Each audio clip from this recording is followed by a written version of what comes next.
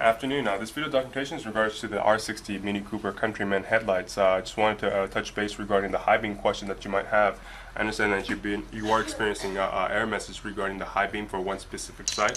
So if that's the case, I just want to let you know that right here I actually have a headlight, and then I'm going to go ahead and show you the bench testing process, what we do before shipping these headlights out. So as you know that these are for factory halogen settings only, so it already has an H9 halogen bulb ready to go.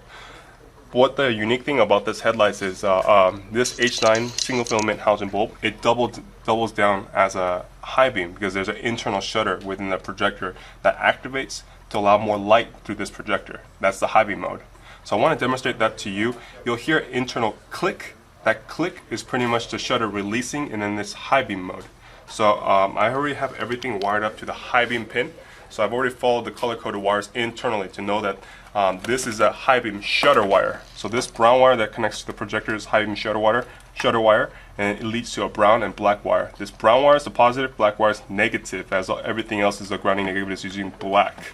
So following this brown and black wire from the cap, it's actually from here, these two wires, it leads all the way down to the connector here. So I already got the grounding negative connected, and then the red positive, I got it to the brown wire.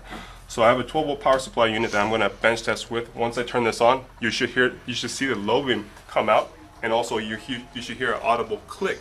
And that audible click is the shutter mechanism going to the high beam mode. So I'm going to do that right now. So bench test power on, you hear that click. Turn it off one more time. You hear the click again. Turn it on one more time, you'll hear another click. That's high beam mode. High beam mode off.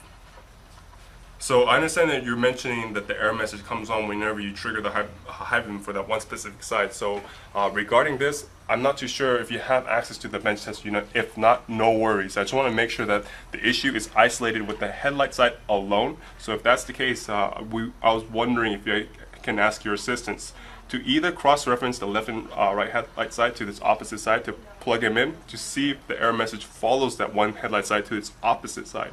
If you cannot do that, I'm wondering if you have your OEM headlights still available for that one specific side that has an issue. Get your OEM headlight, set it safely on top of the engine compartment.